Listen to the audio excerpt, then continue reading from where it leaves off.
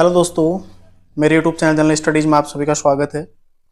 दोस्तों the 5 minute show और आज हम चर्चा करेंगे वायसराय के संबंध में। ठीक, तो देखो आप किसी भी एग्जाम की तैयारी कर रहे हो वहां पर वायसराय से रिलेटेड प्रश्न जरूर आते हैं। हर परीक्षा में वायसराय से रिलेटेड प्रश्न पूछे जाते हैं। ठीक है, तो आज हम हल्का सा पहले देखेंगे कि किस तरह से बंगाल पर अंग्रेजों का अधिकार हुआ। ठीक है, और उसके पश्चात प्लासी का युद्ध। ठीक है, प्लासी का युद्ध का परिणाम क्या हुआ, बक्सर का युद्ध। छोड़ मतलब सूक्ष्म शब्दों में आपको मैं इसको समझाने का प्रयास करूंगा। ठीक है, तो देखो शुरू करते हैं। प्रश्न संख्या 1, सबसे पहले आप सभी के लिए 5 महत्वपूर्ण प्रश्न। इसमें प्रश्न संख्या 1 है, बंगाल का प्रथम गवर्नर कौन था। तो पहला गवर्नर यहां पर पूछा गया, इसका सही आंसर हो जाएगा क्लाइव। ठीक है, अगला देखो, बंगाल के किस गवर्नर द्वारा इंग्लैंड जाकर आत्महत्या की थी। तो किसने की थी, इसका भी सही आंसर क्या है, क्लाइव ने। ठीक है, अगला देखो, किस वर्ष अंग्रेजों ने बंगाल की दीवानी प्राप्त की थी। बंगाल की दीवानी अंग्रेजों ने प्राप्त कब की थी, 1765 में। कल ही ये सचिवालय रक्षक में पूछा गया। ठीक है, पहले भी कई बार ये प्रश्न पूछा जा चुका है, कितने में प्राप्त की, कब प्राप्त की, इलाहाबाद की संधि कब हुई, ये सब तीनों प्रश्न एक से जुड़े हुए हैं। अगला देखो, बंगाल में द्वैत शासन का जनक किसे माना जाता है। ठीक है, तो इसका भी सही आंसर क्या हो जाएगा, द्वैत शासन का जनक क्लाइव को माना जाता है। ठीक है, और लास्ट देखो, निम्नलिखित में से किस गवर्नर के काल में पहला श्वेत विद्रोह हुआ था। श्वेत विद्रोह मतलब अंग्रेजों द्वारा किया गया विद्रोह। ठीक है, तो किसके काल में हुआ था, इसका भी सही आंसर क्या है, क्लाइव। ठीक है, क्लाइव के काल में ही ये विद्रोह हुआ था। तो अब देखेंगे बंगाल के गवर्नर, लेकिन उससे पहले थोड़ा सा पृष्ठभूमि देखते हैं हम। ठीक है, यहाँ पर जानने का प्रयास करते हैं कि किस तरह बंगाल पर अंग्रेजों का अधिकार हुआ था। ठीक है, तो आप सभी जानते हैं 1717 में फर्रुखसियर ने अंग्रेजों को बंगाल में यानी कि कलकत्ता में व्यापार करने की, ठीक है, फरमान जारी किया था एक।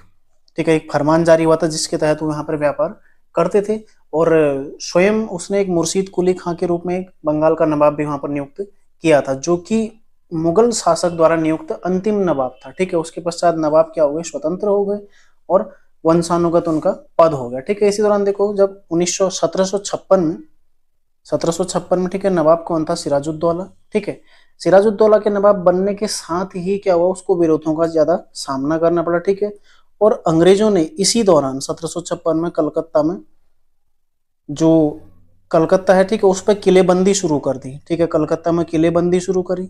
तो इस किलेबंदी के विरोध में जो सिराजुद्दौला था उसने अंग्रेजों का विरोध किया। ठीक है, अंग्रेजों का विरोध किया, और इसी दौरान एक ब्लैक होल की घटना होती है, आप सभी ने पढ़ा होगा ब्लैक होल की घटना। ठीक है, इसी दौरान एक घटित होती है।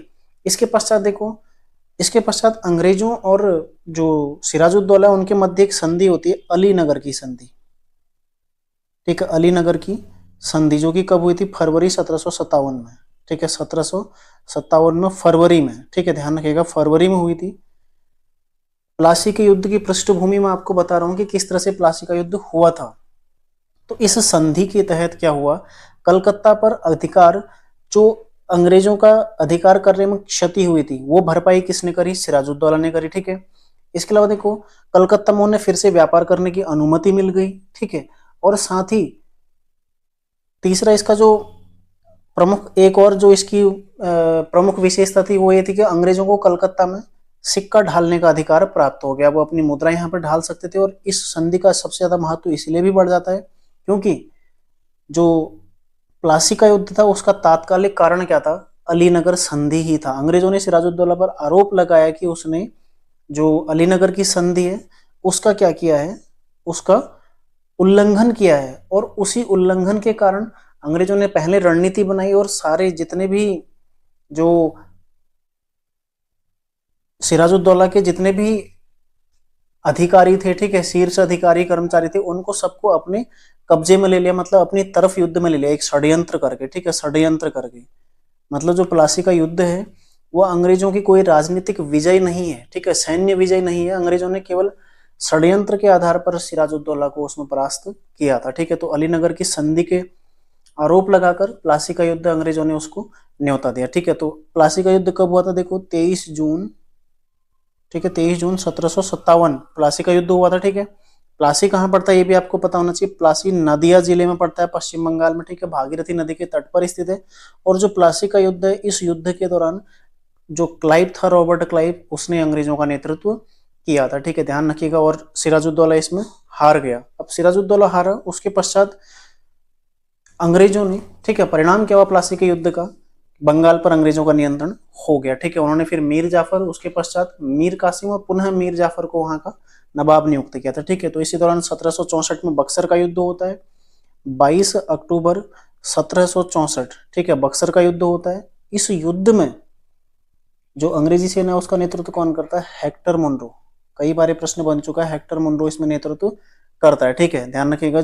और दूसरी तरफ कौन थे, देखो, एक तो अवध का नवाब सुजाउद्दौला, ठीक है, मुगल सम्राट शाह आलम द्वितीय और बंगाल का जो नवाब था, पूर्व नवाब मीर कासिम, ठीक है। इन तीनों का किसके साथ हुआ था, अंग्रेजों के साथ एक युद्ध हुआ था, और इस युद्ध में ये तीनों हार गए, ठीक है। और इसके पश्चात हुई इलाहाबाद की संधि, ठीक है। और इलाहाबाद की संधि से अंग्रेजों को जो बंगाल, बिहार और उड़ीसा थी, इसकी दीवानी प्राप्त हो गई थी, ठीक है। और उन्होंने 26 लाख रुपए देना स्वीकार किया था, ठीक है। 26 लाख रुपए वार्षिक पेंशन देना कंपनी ने मुगल सम्राट को स्वीकार किया था, ठीक है। ये सब फैक्ट आपने ध्यान रखना है। तो कितने में, 26 लाख में, कब, 1765, और इलाहाबाद की संधि 1765, ठीक है। बाकी देखो, पृष्ठभूमि में आपको पहले बता रखा हूँ, जब वायसराय मैंने डीपली पढ़ाया था। बाकी इसमें चर्चा करते हैं, देखो आगे। सबसे पहला है आज का, बंगाल के गवर्नर। अब गवर्नर रखने की आवश्यकता क्यों पड़ी, क्योंकि जो क्षेत्र, विजित क्षेत्र है, जहां पर जीत लिया, जहां पर कब्जा अंग्रेजों का हो गया, वहां पर शासन कैसे चलाया जाएगा। तो शासन चलाने के लिए कोई एक प्रमुख तो चाहिए, ठीक है। कुछ नीतियां चाहिए, जो नीतियां थी वो रेगुलेटिंग एक्ट के माध्यम से शुरू हुई, और जो प्रमुख है वो गवर्नर के माध्यम से शुरू हुए, ठीक है। तो देखो, पहला गवर्नर कौन बना, रॉबर्ट क्लाइव, जो कि 1756 से 1760 तक रहा था। उसके पश्चात 1765 से 1767 तक रहा था।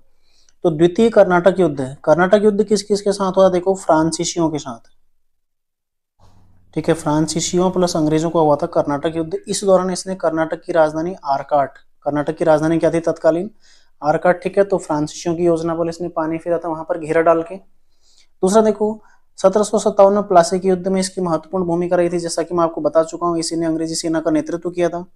तीसरा देखो, बंगाल में द्वैध शासन का जनक किसे माना जाता है, इसी को माना था। 1765 में इसने, जब ये दोबारा यहाँ पर बन के आया, इसने इलाहाबाद की संधि करी और दोबारा यहाँ पर ये इसका दूसरा कार्यकाल शुरू हुआ, तो इसने द्वैध शासन बंगाल में शुरू किया था, जिसके अंतर्गत क्या था, जो दीवानी अधिकार है वो कंपनी को मिल गई, और जो प्रशासनिक अधिकार है, ठीक है, प्रशासनिक दायित्व किसका हो गया, नवाब का हो गया। मतलब जो दीवानी यानी कि यहाँ से राजस्व वगैरह जितना आ रहा है सब किसका है, कंपनी का, और नवाब क्या है, केवल शासन व्यवस्था देख रहा है, मतलब ऊपर ही ऊपर काम कर रहा है, ठीक है।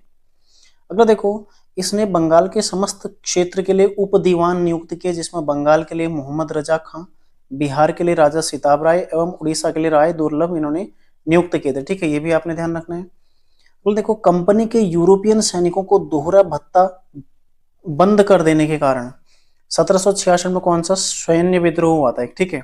तो यूरोपियन सैनिकों का सैन्य विद्रोह था, जिसे श्वेत विद्रोह के नाम से जाना जाता है। तो किस कारण से पहला सैन्य विद्रोह हुआ था, दोहरा भत्ता कंपनी के सैनिकों को, यूरोपियन सैनिकों को बंद कर दिया था, जिस कारण 1766 में पहला सैन्य विद्रोह या श्वेत विद्रोह, ठीक है, सैन्य नहीं, श्वेत विद्रोह हुआ था पहला, कब, 1766 में। तो कुल 3 श्वेत विद्रोह हुए, एक क्लाइव के टाइम पर, ठीक है, क्लाइव के पश्चात एक कैनिंग के टाइम पर और एक रिपन के टाइम पर। तीनों श्वेत विद्रोह हम इसमें चर्चा करेंगे आगे, ठीक है। ये पहला हो गया, आगे 2 और हम देखेंगे। देखो अगला, देखो 1765 में इलाहाबाद की संधियां और 26 लाख में बंगाल की दीवानी प्राप्त की, ठीक है। इलाहाबाद की 2 संधियां हुई थी, एक हुई थी 12 अगस्त 1765, ठीक है, और दूसरी हुई थी 16 अगस्त 1765। देखो, मैं अभी आपको, हालांकि प्राचीन इतिहास में आपको 22 मिनट शो में दे रहा था, लेकिन उससे ज्यादा, कहीं ज्यादा महत्वपूर्ण है आधुनिक भारत, ठीक है। तो इसलिए आधुनिक भारत में पहले आपको करा रहा हूँ, प्राचीन में बाद में कराऊंगा, क्योंकि वीडियो एग्जाम में कल भी आपने देखा था 2 से 3 प्रश्न आधुनिक भारत और मध्य भारत से बने हुए थे, ठीक है। तो पहले मैं इसको आपको कवर करा दूंगा। और एक ऐसा वायसराय है जिसने इंग्लैंड में जाकर आत्महत्या कर ली थी, ठीक है। तो दोनों फैक्ट आपने ध्यान रखने हैं। इसके पश्चात कौन बना, बेंसी टार्ट, ठीक है, टार्ट होगा, बेंसी टार्ट। इसके समय पर हुआ था बक्सर का युद्ध, 1764 में हुआ था, ठीक है। अगला देखो, फिर कौन बना, कर्टियर, ठीक है। कर्टियर के टाइम पर बंगाल में पहला, आधुनिक भारत का पहला अकाल पड़ा था, ठीक है। आधुनिक भारत का पहला अकाल कब पड़ा था, 1770 में। कहां पर पड़ा, बंगाल में। कौन था वायसराय बंगाल का, सॉरी गवर्नर कौन था, कर्टियर। फिर आता देखो वारेन हेस्टिंग्स, बंगाल का अंतिम गवर्नर, 1772 तक रहा था, 73 तक का, क्योंकि 73 में कौन सा आ गया, रेगुलेटिंग एक्ट आया, ठीक है, रेगुलेटिंग एक्ट आया, और इस एक्ट के पश्चात इसको गवर्नर जनरल बना दिया, ठीक है, गवर्नर जनरल ये बन गया। तो गवर्नर जनरल बनने से पहले गवर्नर रहा था बंगाल का, ठीक है, तो बंगाल का अंतिम गवर्नर कौन हो गया इस प्रकार से, वारेन हेस्टिंग्स, और बंगाल का पहला गवर्नर कौन था, क्लाइव, ठीक है। तो बंगाल में इसने द्वैध शासन समाप्त किया, जो 1765 में द्वैध शासन शुरू हुआ था, इसको इसने 1772 में समाप्त कर दिया। तो किसने समाप्त किया, वारेन हेस्टिंग्स ने। शुरू किसने किया था, क्लाइव ने, ठीक है। अगला देखो इसके बारे में महत्वपूर्ण फैक्ट, 1772 में प्रत्येक जिले के लिए एक एक फौजदारी तथा दीवानी अदालतों की स्थापना की। बहुत बार ये प्रश्न छप चुका है, स्पेशली जहां पर लीगल हिस्ट्री के क्वेश्चन आपको देखने को मिलेंगे, जैसे जो महाधिवक्ता कार्यालय के सहायक समीक्षा अधिकारी वगैरह आते हैं, या फिर हाईकोर्ट में सहायक समीक्षा अधिकारी वगैरह आते हैं, ठीक है, तो वहां पर ये प्रश्न आपको कई बार, इसलिए तुम 3-4 पेपर उठा के देखो, वहां पर लगातार ये प्रश्न पूछा गया है, ठीक है, ध्यान रखिएगा। वारेन हेस्टिंग्स पहले क्या था, बंगाल का अंतिम गवर्नर भी रहा था। उसके पश्चात जब रेगुलेटिंग एक्ट आया तो बंगाल का पहला गवर्नर जनरल कौन बना, वारेन हेस्टिंग्स। तो अगली क्लास में हम बंगाल के गवर्नर जनरल से शुरू करेंगे। आज थोड़ा मैंने पृष्ठभूमि समझानी थी, इसलिए फैक्ट कम है थोड़ा, ठीक है, आप लोगों को समझ बेहतर में आए, उद्देश्य ये, ठीक है। तो अगली क्लास में मैं 5 से 6 वायसराय एक साथ आपको कवर कराऊंगा, उनके बारे में सारी चीजें प्रयास करूंगा, सारे फैक्ट हम इसमें चर्चा करें, ठीक है। तो मिलते हैं नेक्स्ट क्लास में, तैयारी आप लोग करते रहिए, धन्यवाद।